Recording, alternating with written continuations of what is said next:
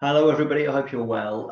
As you can probably imagine, a lot of my coaching sessions over the last few weeks have revolved around change and that certain subject. So I thought I'd share a few thoughts on that some of you might find useful. So I'm just going to share something on the screen now that some of you may well be familiar with and seen before. It's called the Kubler-Ross change curve. And this is a model that stood the test of time. Just to really cheer you all up, it's actually based on the grieving process. And the reason I say that is it makes all of the stages that we go through more and more understandable. So as you can see on the left-hand side, we have morale. That can also include productivity and so on. And then, of course, the big question we all have at the bottom, which is time, and when does this all end? But I thought this might be useful to share in terms of why we're going through some of the emotions we actually are. So I think this has caught a lot of us by surprise, and certainly the scale of events has moved very quickly. But even so, when, for example, we had the news yesterday about the lockdown, there's an element of shock. And of course, when we're in shock, we tend to behave slightly differently. And I guess out of character, this might explain some of the things like panic buying and this fear and dread of how are we going to cope with everything.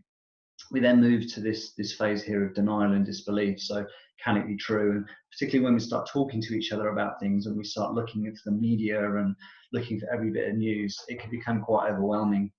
So it then feels like we're not going to get there. Now, the reality is what we're all in for, and some of us will be here already, is this dip here into frustration and anger. And just to really cheer you up even further, this dip here is sometimes referred to as the valley of despair. So we're low in mood, we're lacking in energy, and so on and so forth. But the good news, and this is really the main message I wanted to get across, is we can get through it. And I think it's really important that we look at the ways in which we can get to this place. Ever the optimist, I do believe that these events will change things for the better. And things like carbon footprints, the fact that we are being more caring, looking out for those around us, and appreciating those little things in life that we didn't before make things different. But what super impressed me more than anything, speaking to business owners and leaders, is the number of people that are forward looking and looking at how do we make the best of this situation? How do we make changes? And that's really the first thing I would like to talk about, is this initial engagement with the new situation. So rather than look at this as doom and gloom, what are the things that we can actually do to put in place? How do we adapt to situations? I'm using Zoom, for example, to make this video. I've never ever done that before.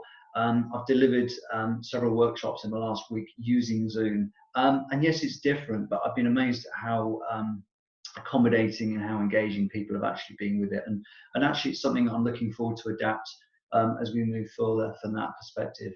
So what I'm saying, folks, is there is absolutely hope. My advice would be don't check in with the media too often. It'll drive you stir crazy. Try and put some structure in place. Particularly for those of you that are looking after little people and homeschooling and so on. And if there's anything you would like to discuss with me on this, then feel free to add some comments or contact me directly. Hope you all get through it all right. And yeah, I'll hear from you again soon, I'm sure. Take care. Cheers.